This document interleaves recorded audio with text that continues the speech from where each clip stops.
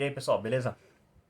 Bem-vindos ao canal Libertário 013. Para quem não viu aí na intro, meu nome é Caio. Este é um canal de viés libertário que eu falo sobre economia, filosofia, política e ética por esse viés. Bom, o vídeo de hoje é a continuação do capítulo 1 da parte a parte 2, na verdade, do capítulo 1, né, do livro Uma Breve História do Homem, qual eu tô fazendo uma leitura comentada do Hans Hermann Hoppe. Como é uma leitura comentada, evidentemente eu tô já na parte 2 do capítulo 1, então eu já fiz a introdução e a parte 1 do capítulo 1, então recomendo você ir na descrição e acompanhar pela leitura, se esse é o primeiro vídeo do canal que você está vendo. Então vai lá, link na descrição da playlist, assim como também os links padrões, para, no caso, você seguir o canal em outras redes sociais, redes alternativas, que aí eu também notifico lá quando saem os vídeos. Se inscreve aqui no YouTube também, se é a sua primeira vez aqui, muito importante, ajuda o canal. Segue nas outras redes sociais também, porque mesmo que você toque a notificação aí, o sininho, às vezes o YouTube não te notifica, então redes sociais na descrição, que assim ele vai te notificar. Eu também deixo por padrão alguns links que eu acho pertinente em relação a essa questão. Eu estou deixando os links da minha leitura comentada do outro livro do Hoppe que eu terminei recentemente, uma teoria do socialismo e do capitalismo. Especificadamente, eu estou deixando quatro vídeos em particular, as quatro partes da leitura do capítulo 7, que é o capítulo que o Hoppe desenvolve a teoria ética dele. Recomendo fortemente você não só assistir esses quatro vídeos, mas se for possível também assiste a playlist da leitura comentada do livro inteiro, é um livro muito importante, assistam lá. Outra coisa também, links na descrição padrão que eu sempre deixo, links para apoio financeiro do canal. Você pode apoiar o canal através da compra de canecas na loja parceira do canal, então compra uma caneca lá, ajuda lá o canal, sempre que é vendido uma lá eu ganho uma comissão, então ajude. Tem também os links para apoio financeiro do canal, você pode fazer doação através de Bitcoin, Nano e Shitcoin, via moeda estatal, né, no caso. E aí também vou deixar o link para a compra do livro e download, como é padrão sempre, e o capítulo 10 do Democracia o Deus que Falhou, que também é uma leitura que eu recomendo fortemente, deixando ele isolado como um artigo, então vão lá na descrição. Enfim, seguindo aqui, eu parei na página 43, então eu vou dar continuidade aqui, que é a segunda parte do capítulo, né, que é depois que o Hoppe discutiu a questão histórica, ele discute a teoria do problema. Mas enfim, vamos lá. Parte 2, o problema, teoria. Há cerca de 35 mil anos, ou seja, 15 mil anos depois do êxodo inicial na África, praticamente toda a Europa, toda a Ásia e a Austrália, e é claro, a própria África foram ocupadas por nossos ancestrais, os humanos modernos e os humanos arcaicos, Homo neanderthalis e Homo erectus. Estavam à beira da extinção. Há cerca de 12 mil anos, os seres humanos também tinham se dispersado por todas as Américas. Fora as ilhas polinésias, portanto, todas as porções terrestres e todos os suprimentos naturais de bens econômicos, de plantas e animais, foram apossados por seres humanos, e levando em conta o estilo de vida parasitário dos caçadores e coletores, os humanos não acrescentavam nada a essa terra e o suprimento natural de bens, apenas reagindo às mudanças naturais. Ou seja, o que o Hoppe está colocando aqui, basicamente. Ele está explicando que nesse período de tempo os humanos eles foram se espalhando pelo globo terrestre, né, de certa forma, pela Terra, vários continentes. E aí começou a ter, como ele discutiu na parte anterior do capítulo, começou a ter as diferenças étnicas, né, cor de pele, enfim, essas coisas, por causa dessas mudanças, devido a climas diferentes, adaptações que foram feitas no corpo humano das pessoas ao longo das gerações, através da genética, né, basicamente. As pessoas foram evoluindo, então traços genéticos que foram dominantes foram passados para as pessoas, então isso é basicamente seleção natural agindo. E ele coloca aqui o Homo erectus e o Homo neanderthalis, né, que eram o homem de Neandertal, né, como é chamado. Eles foram sendo extintos gradativamente e o Homo erectus a gente sabe que era o primeiro homem que andava em duas patas, vamos dizer assim, né, andava em pé. Então e aí acabou também sendo extinto, então o Homo sapiens sapiens, né, que é a nossa espécie, acabou virando o padrão, vamos dizer assim. Enfim, seguindo aqui. Essas mudanças foram às vezes bastante drásticas. Mudanças climáticas globais, por exemplo, podiam afetar significativamente a disponibilidade de terras habitáveis, a vegetação natural e a população animal. No período em estudo, nos mais de 20 mil anos entre os 35 mil anos e 11 mil anos atrás, ocorreram mudanças drásticas nas condições naturais. Há 20 mil anos, por exemplo, durante um período chamado Último Máximo Glacial, as temperaturas caíram acentuadamente e a maior parte do norte da Europa e da Sibéria se tornou inabitável. A Grã-Bretanha e toda a Escandinávia foram cobertos por geleiras, a maioria da Sibéria se transformou num deserto polar, e a tundra chegava até o Mediterrâneo, o Mar Negro e o Mar Cáspio. Depois de 5 mil anos a cerca de 15 mil anos, as geleiras começaram a retroceder, permitindo que pessoas, animais e plantas reocupassem regiões anteriormente desérticas. 2.500 anos depois, contudo, em apenas uma década, as temperaturas novamente caíram até quase as mesmas condições gélidas de antes. E 1.000 anos depois, há cerca de 11.500 anos, de novo abruptamente, as temperaturas sofreram um aumento considerável e a Terra entrou no período chamado Holoceno, o mais recente e ainda duradouro período de aquecimento interglacial. Nota 37. Durante o período atual, o Holoceno, no entanto, as temperaturas continuam a mostrar variações significativas. Há cerca de 10.000 anos, depois de um período de aquecimento de milhares de anos, as temperaturas atingiram o patamar atual. Por diversas vezes, desde então, as temperaturas aumentaram consideravelmente acima desse patamar, em até 2 graus Celsius, de 8.000 a 6.800 anos atrás, de 6.000 a 5.500 anos atrás, de 5.000 a 4.000 anos atrás, de 2.500 a 2.000 anos atrás, bem como no século X ao século XV, ao século XIV, perdão. Durante o chamado período de aquecimento medieval. Da mesma forma, ocorreram diversos períodos com temperatura significativamente mais baixa que as atuais, de 9.000 a 8.000 anos atrás, de 6.800 a 6.000 anos atrás, de 4.000 a 2.500 anos atrás, do século II ao século VIII e ainda do século XIX, do século XIV até meados do século XIX, a chamada Pequena Era do Gelo. E aqui ele cita o livro em alemão, enfim, impronunciável. Do cara aqui, mas o cara é o Joseph Reichwolf. Então, quem quiser curiosidade aí, não vou tentar pronunciar o nome dele, o livro dele aqui, porque enfim, está em alemão. O Saara começou a se transformar no deserto atual, extremamente quente, há apenas 3.000 anos. No período pré-romano, o Saara, e também os desertos da Ásia Central, era ainda uma savana verdejante com muita vida. O poder e a atração de Cartago, por exemplo, deviam-se principalmente à fertilidade do seu interior como centro de produção de trigo. Este era um importante motivo para Roma querer destruir Cartago e controlar os territórios no norte da África. Nota 38 aqui. Ele cita de novo esse livro aqui, o Joseph Reichwolf, página 28, 23, aliás. Seguindo. De qualquer forma, independentemente de todos os detalhes complexos e mudanças nas pesquisas empíricas futuras, sem dúvidas, revelarão sobre a narrativa histórica prévia, em algum momento o território disponível para ajudar a satisfazer as necessidades humanas já não podia ser ampliado. No jargão econômico, a oferta do fator de produção terra tornou-se fixa e todo o aumento da população humana tinha que ser sustentado com a mesma inalterável quantidade de terra. Das 3 opções disponíveis para lidar com a pressão populacional, migração, guerras ou invenção, somente as 2 últimas ainda faziam sentido. O que fazer diante desse desafio? Para ilustrar ainda mais o problema enfrentado, é útil analisar com cuidado a divisão de trabalho limitado dentro da sociedade caçadora e coletora. Até aqui, o antagonismo entre os membros de grupos diferentes ou clãs foi explicado ao mesmo tempo que se tornou como certo o fato de que, dentro de um grupo e um clã, a cooperação pacífica, existe. Mas por que deveria ser assim? A cooperação intragrupal é quase universalmente tida como óbvia. Ainda assim, requer uma explicação, pois o mundo sem esta cooperação limitada certamente é inconcebível. Deixando claro, a base biológica para algumas formas de cooperação humana. A mútua atração sexual entre macho e fêmea, escreve Mises, é inerente à natureza animal do ser humano e independe de qualquer raciocínio ou teorização. Podemos qualificá-la de original, vegetativa, instintiva ou misteriosa. Nota 38. Ludwig von Mises, Ação Humana, página 209. E só deixando claro para quem não sabe, tá? Ação Humana será a próxima leitura comentada que eu farei aqui no canal. O mesmo se pode dizer da relação entre mãe e filho. Se as mães não tomassem conta de seus filhos por um período prolongado, eles morreriam instantaneamente e a humanidade estaria condenada. Mas essa cooperação necessária é, de certa forma, biologicamente determinada. É algo muito diferente que se observa nas sociedades caçadoras e coletoras. Assim, Mises continua. Nem a coabitação, nem o que precede ou sucede geram a cooperação social e os modos de vir em sociedade. Os animais também se juntam para cruzar, mas não desenvolvem relações sociais. A vida em família não é apenas um produto da relação sexual. Não é, de modo algum, nem natural, nem necessário, que pais e filhos vivam juntos como se faz em uma família. A relação sexual não resulta necessariamente na formação da família. A família humana é resultado do pensamento, do planejamento e da ação. É este o fato que a distingue radicalmente dos grupos animais que, por analogia, chamamos de famílias animais. E, de novo, página 209 do Ação Humana. Por que, por exemplo, os homens e mulheres, depois de deixar a infância, não caçavam e coletavam sozinhos apenas para fazer sexo casual?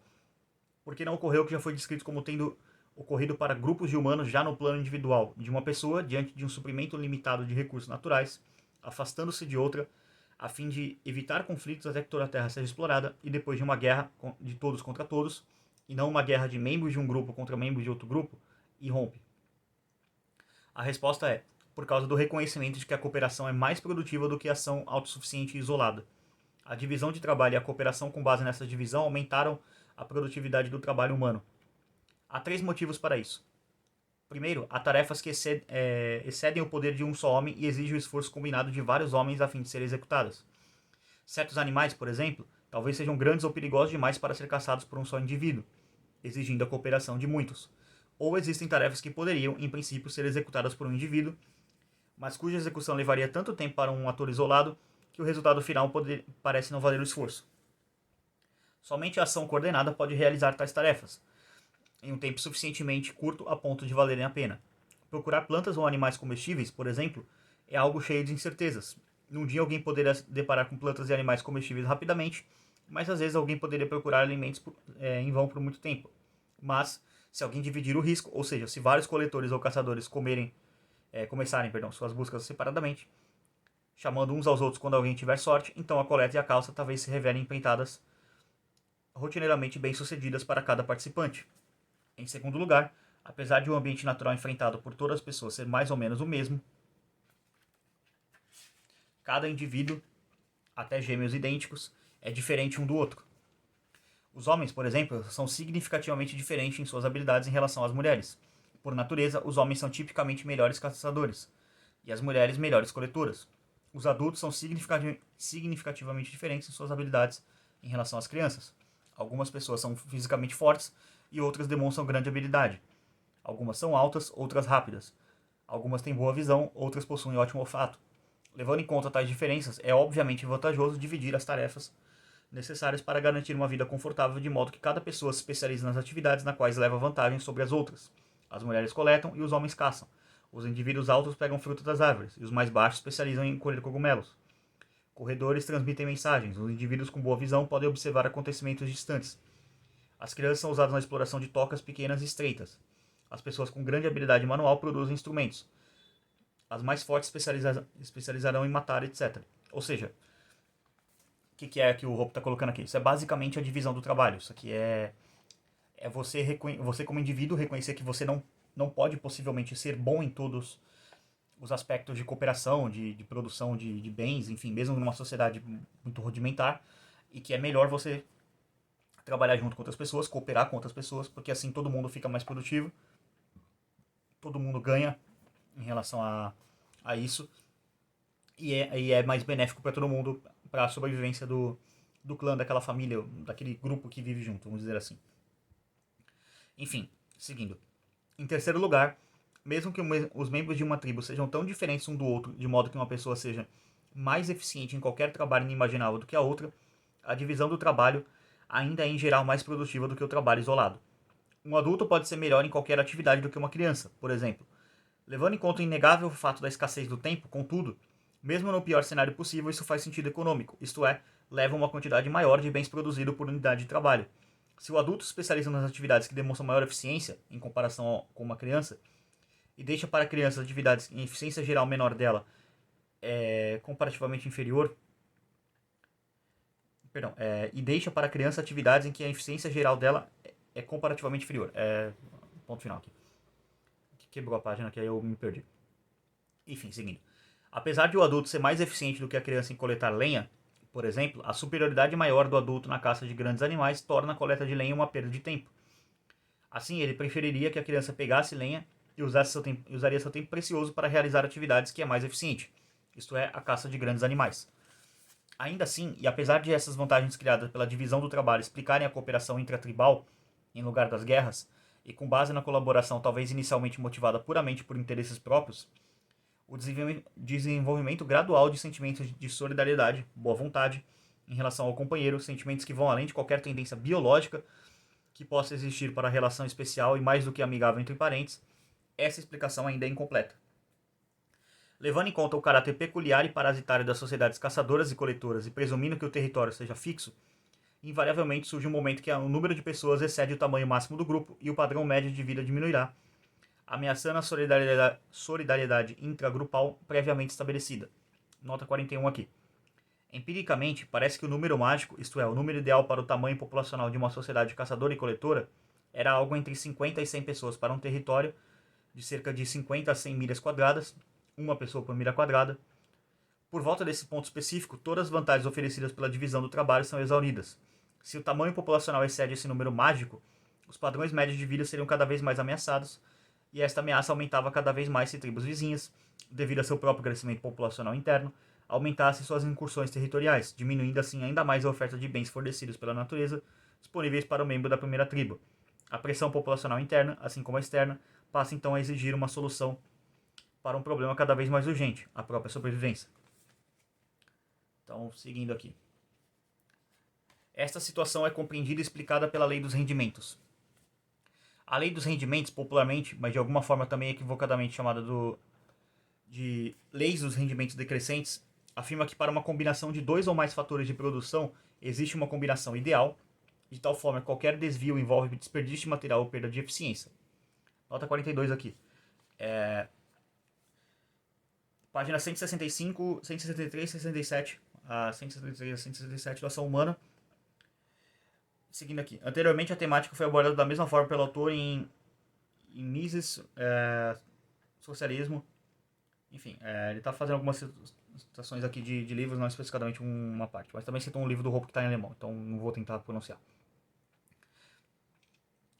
Seguindo.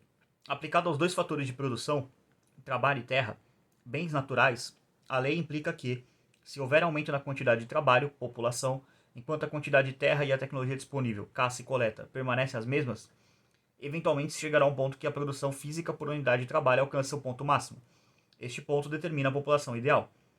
Se não há mais terra e tecnologia permanece fixa em determinado nível, qualquer aumento populacional para além do ideal levará a um declínio progressivo no rendimento per capita. O padrão de vida, em média, diminuirá. Um ponto de superpopulação absoluta foi alcançado. Esta é, como Mises a chamou, a lei populacional malthusiana. Por causa da importância da lei populacional malthusiana, e a fim de evitar qualquer equívoco, é aconselhável deixar explícito que a lei não afirma. A lei não determina onde exatamente está o ponto ideal de combinação. Em tantas pessoas por quilômetro quadrado, por exemplo, somente que este ponto existe. De outro modo, se a quantidade de produção pudesse ser gerada aumentando apenas um dos fatores, trabalho, deixando o outro, terra, inalterado, a terra deixaria de ser escassa, e assim um bem econômico, e seria possível aumentar ilimitadamente o retorno de qualquer porção de terra simplesmente aumentando o trabalho aplicado a essas terras, sem ter de considerar a expansão do tamanho da terra. A lei tampouco diz que todo aumento de um fator de trabalho aplicado de um fator trabalho, né, aplicado a uma quantidade fixa de outro, terra, deve gerar um aumento menos do que o proporcional da produção. Na verdade, à medida que se aproxima da combinação ideal, o aumento do trabalho aplicado a determinada porção de terra pode levar a um aumento mais do que proporcional na produção, rendimentos crescentes. Um homem adicional, por exemplo, pode permitir que uma espécie animal seja caçada, espécie que não pode ser caçada sem este caçador extra. A lei dos retornos apenas afirma que isso não pode ocorrer sem limites definidos. Ela tampouco afirma que o ponto de combinação ideal não pode ser alterado para cima ou para baixo. Na verdade, como será explicado a seguir, devido aos avanços tecnológicos, a combinação ideal pode ser modificada, permitindo que uma população maior tenha um padrão de vida melhor com a mesma quantidade de terra.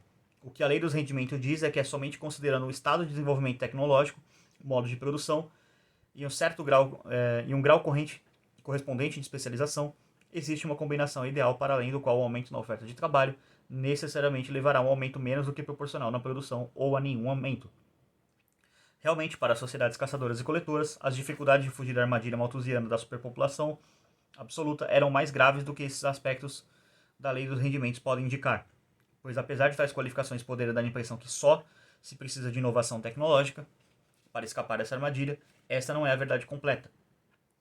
Não é qualquer inovação tecnológica que serve. Como as sociedades caçadoras e coletoras são, como já foi dito, sociedades parasitárias, que não acrescentam nada ao suprimento de bens naturais e apenas apropriam e consomem o que a natureza lhes dá, qualquer aumento de produtividade dentro do cenário deste meio de produção, não ou apenas insignificantemente, resulta numa produção maior de bens, ou plantas coletadas e animais caçados, mas apenas e, em grande parte, numa redução do tempo necessário para produzir uma quantidade praticamente inalterada de bens. A invenção do arco e flecha, o que parece ter ocorrido há 20 mil anos, por exemplo, não levará a uma quantidade maior de carne animal a ser consumida, o que permitiria que mais pessoas alcançassem ou superassem determinado nível de consumo, e sim ao mesmo número de pessoas tendo mais tempo livre para um padrão de vida inalterado em termos de consumo de carne. Ou seja, se a população aumenta, o ganho de mais tempo livre terá que ser compensado por uma redução do consumo per capita de carne. Na verdade, para os caçadores e coletores, os ganhos de produtividade alcançados por avanços tecnológicos, como a invenção do arco e flecha, podem se revelar nada benéficos ou benéficos apenas a curto prazo. A facilidade maior de caçar, portanto, pode levar a uma mudança de caça, aumentando a oferta de carne per capita a curto prazo, mas diminuindo ou possivelmente eliminando a oferta de caça a longo prazo, ao reduzir a taxa natural de reprodução dos animais ou a provocar a extinção dos animais, amplificando assim o problema malthusiano sem nenhum aumento na população. Nota 43. Na verdade, a caça excessiva e a extinção animal desempenharam um papel decisivo, especialmente nas Américas, que só foram ocupadas após a invenção do arco e flecha. Então, aqui eu vou encerrar essa parte, já que encerra aqui a parte 2, então eu vou deixar ela isolada. Só alguns comentários aqui acerca dessa questão. Você vê que como a agricultura foi um fator importante, né, a invenção da agricultura, né? Porque mesmo com algumas invenções tecnológicas que tornavam mais fácil as pessoas caçarem, ainda assim você dependia do tempo de reprodução dos animais, os animais se reproduzirem, crescerem, enfim. E mesmo que você matasse eles de maneira mais eficaz, isso acabava sendo um problema. Porque você matar mais animais de maneira mais eficaz faria com que aumentasse a oferta de carne, evidentemente. Aumentando a oferta de carne, as pessoas aumentavam. Aumentando o número de pessoas, precisava de mais carne para poder alimentar a galera. E com isso você tinha que matar mais animais, o que chegava ao ponto em que os animais eram extintos. Não totalmente assim a população total deles, mas pelo menos na área em que os caçadores-coletores estavam. Então, foi uma grande época, assim, foi uma grande dificuldade, vamos colocar assim, chegar pra humanidade sobreviver. A gente, como espécie, assim, beirou a extinção várias vezes. Foi, assim, é uma coisa bem pouco provável a gente ter conseguido sobreviver contra todas as chances e acabou acontecendo. É bem interessante um livro desse que aborda períodos primórdios da humanidade, né? Uma área que a gente, sinceramente, vê bem pouco, assim, na escola. Vocês, deixa aí nos comentários, vocês viram alguma coisa tão aprofundada, com tantas informações, assim, nas aulas de vocês da escola, de como surgiu a espécie humana, essas coisas? Porque, sinceramente, eu não tenho lembranças das aulas de história serem tão profundas assim. Então, isso aqui já, sinceramente, é uma aula de história melhor do que muita aula do ensino médio. Talvez seja um bom nível aí pra você, você que é pai aí, principalmente, ler pro seu filho aí e explicando pra ele. E se inclusive quiser usar minha leitura comentada aí de referência, fico agradecido. Mas enfim, é isso aí, eu vou encerrar essa parte por aqui. Eu vou imediatamente aqui depois começar a gravar já a parte 3, que ela começa na página 53 e vai terminar na 78. Então, daqui a pouco sai também, eu já vou soltar esse vídeo aqui. Se tudo der certo, eu solto todas as partes hoje, no sábado, né? Que é o dia que eu tô gravando isso aqui. Mas se você estiver vendo isso no futuro, não realmente importa. Todas as partes estarão no canal. Link na descrição pra playlist. Se inscrevam no canal, curtam, comentam, compartilhem. Enfim, vocês sabem o que tem que fazer aqui no YouTube. Agradeço a todo mundo por esse vídeo. É isso. Tchau, tchau.